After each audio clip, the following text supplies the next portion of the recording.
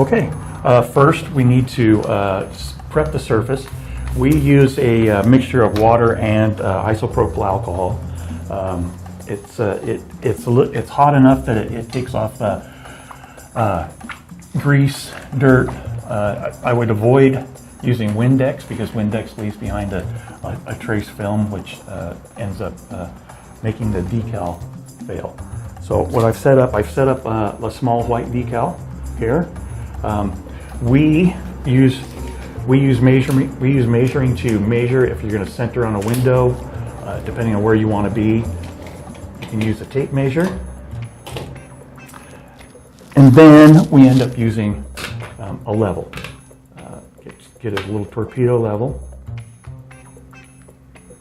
Make sure it's nice and level. And tape it up. Then we use a larger piece of tape, masking tape, or you can, if it's going on glass, you can use the blue painter's tape also. And this is called the hinge method. And then this is our hinge.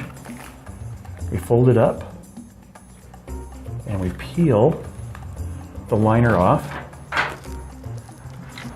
and use a squeegee, and always starting at the center and going out.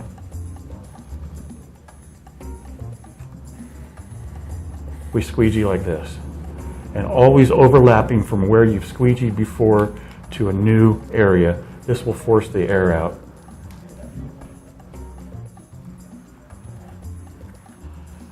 And then remove the tape.